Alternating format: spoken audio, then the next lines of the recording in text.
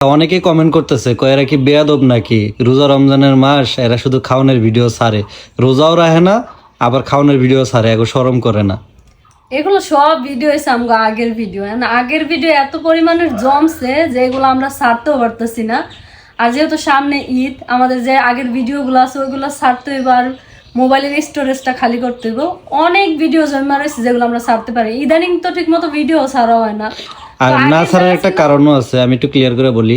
আগের যে ভিডিওগুলো ছিল ওগুলা মাঝখানে অনেকে অসুস্থ ছিল, অনেকে অনেক সমস্যার কারণে ভিডিওগুলো ছাড়ি নাই। এখন যেহেতু সামনে ঈদ, আমাদের নতুন কন্টেন্ট দিতে হবে, ঈদের কন্টেন্ট, এই জন্য আগের ভিডিওগুলো আমরা আপলোড দিতেছি। কিন্তু মানুষ এটা খারাপভাবে নিচ্ছে, মনে করতেছে রোজা টোজা রাখেও না ভিডিও, অথচ এগুলো অনেক আগের ভিডিও। যেমন আজকে একটা ভিডিও আপলোড দিছি, ওইখানে তো ওই যে তোমার ননাসের কথা বলছো, মানে আমার বোনের কথা।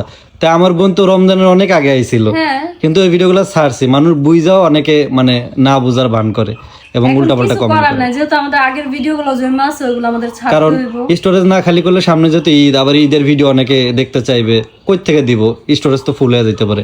এই জন্য ভিডিওগুলো আপলোড দিয়ে কমাইতেছি।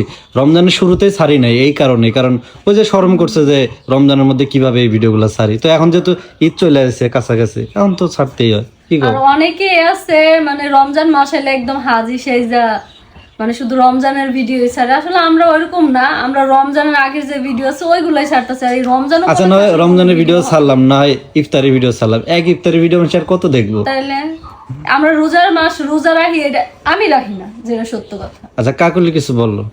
আমি কি ঘুম থেকে উঠছি। আচ্ছা ও ঘুম থেকে উঠছে তো আসলে কিছু বলতে পারতেছে না, মাথা মাথা একটু ঘুম থেকে উঠলে কাজ করে কম। তাও যাই হোক, ও একটু ভয় পেয়ে গেছিল, ওর তো আবার নাক ফুল দাঁড়াইছিল।